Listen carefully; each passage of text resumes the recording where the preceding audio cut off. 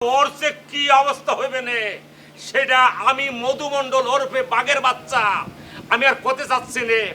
ওর যে কি খারাপ অবস্থা হবে রে, ও একদম পৃথিবী থেকে এক ধরনের ধ্বংস হয়ে মরে যাবে না, সেটা শুধুমাত্র এই মধুমণ্ডল ওরফে বাঘের বাচ্চা জানে, আর কেউ জানবে না।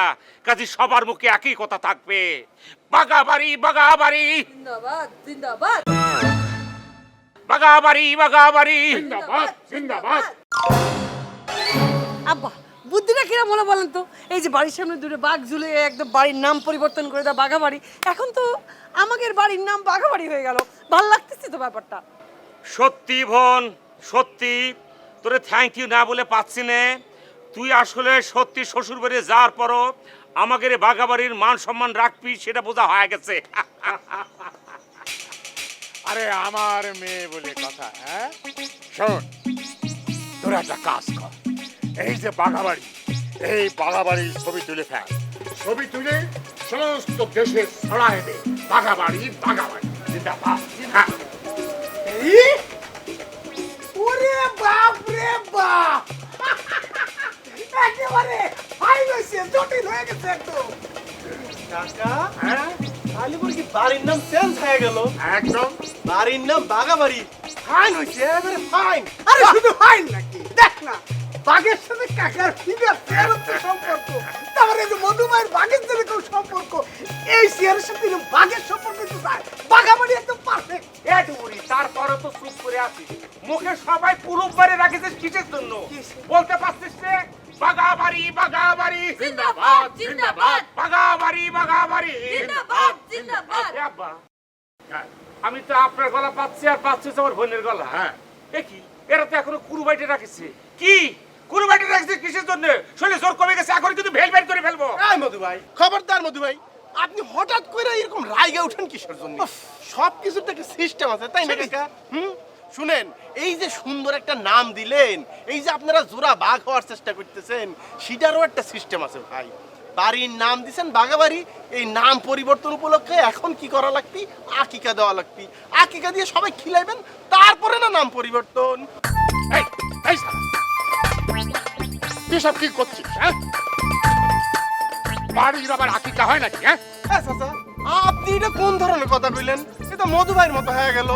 শুনেন কাকা, আপনারা হচ্ছেন যে সরাসরি বিরাট প্রমোশন নিচ্ছেন, সরাসরি শিয়াল থেকে বাঘ হয়ে যাচ্ছেন। সেটা তো সবাই বিশ্বাস করতে সময় লাগবে, কিছু কার্যকলাপ দিয়ে আপনাকে প্রমাণ করতে হবে যে আপনারা বাঘ। আমার সামনে যে দুইটা বাঘ ফসফস ফসফস করতেছে, সেটা ওকে বিশ্বাস হচ্ছে না। বিশ্বাস হবে কেবা কইরা? আপনাদের প্রমাণ দেওয়া লাগবে। এই যে বাঘাবাড়ি, সেটা প্রমাণ দেওয়ার জন্য আপনাদের গরু জবাই করে সবাই খিলান লাগবে। খিলাইলে পরে তখন দেখবেন স্লোগান কাক বলে, স্লোগান দিয়ে না কানের পর্দা ফাটা ফেলবি। এই ভাই, তখন আপনারা স্লোগান দিবেন না? আব্বা, আশপান্ত আসলে খারাপ কিছু কয়নি। কালকে রাত্রিবেলা একবার চিন্তা করেছি, ওদের পেটে মনে করেন আব্বা গরুর মাংস সহ ভাত সহ মিক্স করে 3.5 প্লেট যখন ঢুকে যাবে না, তখন তো একটা জোর থাকবে না। তখনই না ওরা মনে করে জোর দিয়ে মনে করে যে গতি পারবে, জিন্দাবাদ জিন্দাবাদ করে আমাদের মনে করে যে এক প্রকার সুনাম টুনাম করতে পারবে যে এটা বাঘাবাড়ি। বুঝছেন না আব্বা? ভাইয়া শোনো, তুমি ওর কথায় নাচতেছো? তুমি জানো কত বড় শয়তান?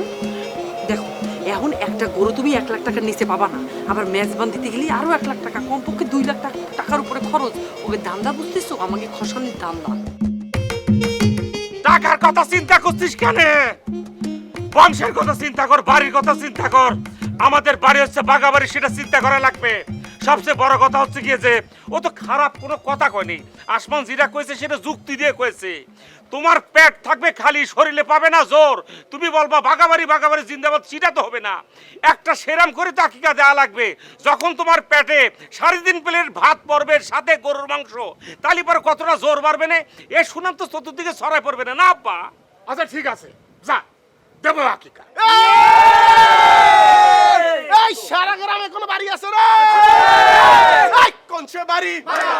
আরো জোরে বাড়ি। হাই হাই বাড়ি। বড় বাঘ বাঘের বাচ্চা।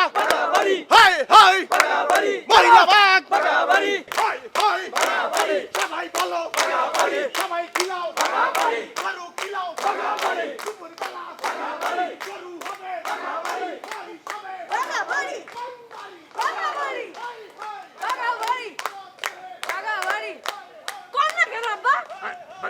বাঘা বাড়ি বাঘা বাড়ি